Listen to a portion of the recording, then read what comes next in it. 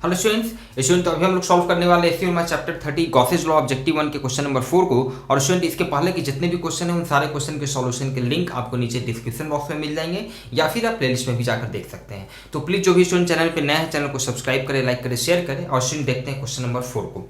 Student ये question in fact related है इसके पहले वाले क्वेश्चन नंबर 3 से।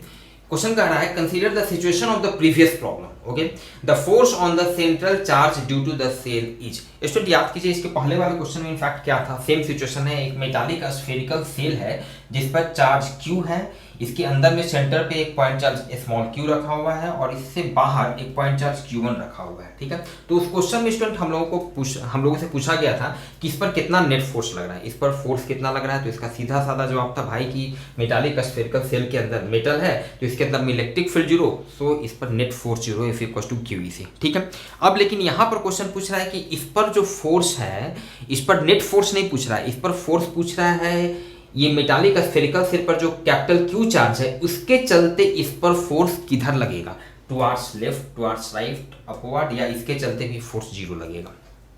क्लियर है स्टूडेंट? वन थिंग स्टूडेंट समझिएगा कि पहली बात तो फोर्स तो इसके चलते लगेगा, फोर्स तो इसके चलते लगेगा, इस पर नेट फोर्स 0 है, नेट फोर्स 0 है। तो अब इसके चलते फोर्स किधर लगेगा? देखिए बहुत ही सिंपल है, ये पॉइंट चार्ज Q1 के चलते हम लोग आसानी से समझ सकते हैं कि ये पॉइंट चार्ज Q1 जो है, चूंकि दोनों यहाँ पे सारा चार्ज पॉजिटिव है, मेंशन है पहले वाले क्वेश्चन में, तो ये Q1 चार्ज जो है इस स्मॉल q पर इस डायरेक्शन में, अब ये फ्रॉम दिस इस डायरेक्शन में फोर्स लगाएगा, इस डायरेक्शन में फोर्स लगाएगा along the line joining the two charges. ठीक है, मतलब इस डायरेक्शन में ये फोर्स होगा, force on Q due to Q1, तो इसको F1 लिख देते हैं, F1 फोर्स। ये Q1 के चलते इस पर इधर फोर्स लगेगा। तो निश्चित रूप से चूंकि भाई इस पर नेट फोर्स 0 होना है, तो नेट फोर्स 0 होने के लिए एक ही पॉसिबिलिटी बचता है कि ये सेल मेटालिक स्फेरिकल सेल पर जो Q चार्ज है उसके चलते इस पर फोर्स इधर लगना चाहिए, तभी तो नेट फोर्स 0 होगा। ये सेल के चलते इधर फोर्स लगना चाहिए। ठीक है, आप यहाँ पे लिख सकते हैं सिंस नेट फोर्स जो है स्मॉल q के बारे में लिख रहे हैं, नेट फोर्स जो है स्मॉल q पे 0 है, इसका मतलब ये हो गया कि फोर्स ड्यू टू Q1, ये लिख रहे हैं force due to Q1 plus force due to cell, force due to cell, ये दोनों मिलाकर 0 होना चाहिए। ठीक है, यहां से आप कह सकते हैं कि फोर्स ड्यू टू सेल जो होगा this will be negative of the force due to Q1।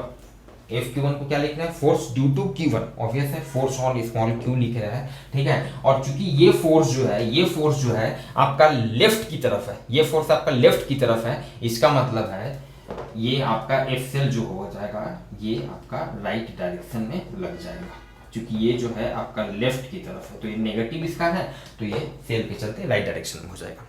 Clear है, इजी ही क्वेश्चन था स्टूडेंट। थोड़ा सा डिटेल में अगर बात करें कि इनफैक्ट हो क्या रहा है, ये कैसे हो रहा होगा, थोड़ा सा इस चीज को इंटरेस्टिंग समझिएगा। ये तो चलिए ये क्वेश्चन बन चुका है, इसका आंसर है टुवार्ड्स राइट, सेल के चलते इस पर राइट डायरेक्शन में फोर्स लगेगा। बहुत ही क्लियर है, समझते एग्जैक्टली स्टूडेंट क्या होगा समझिएगा। अब ये स्टूडेंट क्या है कि ये Q चार्ज आपका यहाँ पे सेंटर पे रखा हुआ है, चलिए ठीक है, Q चार्ज आपका यहाँ सेंटर पे है। ठीक है, इस Q चार्ज के चलते स्टूडेंट क्या होगा, इसके चलते क्या होगा, इसके अंदर में एक नेगेटिव चार्ज -Q इंड्यूस हो जाएगा, -Q नेगेटिव चार्ज इंड्यूस हो जाएगा। ठीक है, समझ रहे हैं बेसिक कंसेप्ट। इससे जितना भी इलेक्ट्रिक लाइंस ऑफ फोर्स जो इमर्ज करेगा, सारा का सारा सेंस, ये सारा का सारा इलेक्ट्रिक लाइंस ऑफ फोर्स जो है इससे इंटरसेप्ट हो रहा है। तो जितना मैग्नीट्यूड, जितना वैल्यू का चार्ज यहाँ पर है, उतना ही नेगेटिव चार्ज इसके इनर सरफेस पर इंड्यूस होगा और उतना पॉजिटिव चार्ज इसके बाहर सरफेस पर इंड्यूस होगा। क्लियर है, मतलब कि अब इसके बाहर वाले सरफेस पर टोटल जो चार्ज हो जाएगा स्टूडेंट वो हो जाएगा Q प्लस Q। कोई प्रॉब्लम नहीं, ये फिनोमेना होगा स्टूडेंट। समझिए कि अगर ये Q1 चार्ज नहीं होता, अगर ये Q1 चार्ज नहीं होता तो ये जो total charge Q plus Q, capital Q plus small q जो है ये यूनिफॉर्मली डिस्ट्रीब्यूट होता, ये यूनिफॉर्मली डिस्ट्रीब्यूट होता। लेकिन इस Q1 चार्ज के चलते जो ये यूनिफॉर्मली डिस्ट्रीब्यूट था, सब जगह था, इस तरह से यूनिफॉर्मली डिस्ट्रीब्यूट था, इस Q1 चार्ज के चलते, चूंकि ये पॉजिटिव चार्ज है, ये Q प्लस Q ये भी पॉजिटिव चार्ज है, ये Q1 चार्ज के रिपल्सिव फोर्स के चलते इस चार्ज का मैक्सिमम पार्ट जो है वो इस साइड में एक्युमुलेट हो जाता, इस साइड में आ जाता। क्लियर है, आप समझ रहे हैं, कुछ इस तरह का सिचुएशन हो जाता। कुछ इस तरह का सिचुएशन इनफैक्ट हो जाएगा, क्योंकि Q1 चार्ज भी एक दूसरा पॉजिटिव चार्ज भी यहाँ पर मौजूद है। तो आप समझ सकते हैं कि अब टोटल पॉजिटिव चार्ज या मैक्सिमम जो पॉजिटिव चार्ज है, मैक्सिमम पोर्शन जो है वो इस साइड में एक्यूमुलेट हो चुका है, इस साइड में एक्यूमुलेट हो चुका है।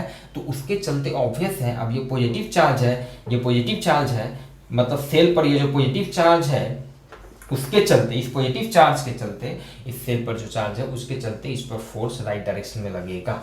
तो आप ऐसे भी समझ सकते हैं, इस पर जो फोर्स लगेगा राइट डायरेक्शन में लगेगा। Clear student? तो स्टूडेंट मिलते हैं फिर नेक्स्ट क्लास में नेक्स्ट क्वेश्चन के सॉल्यूशन के साथ। Thank you.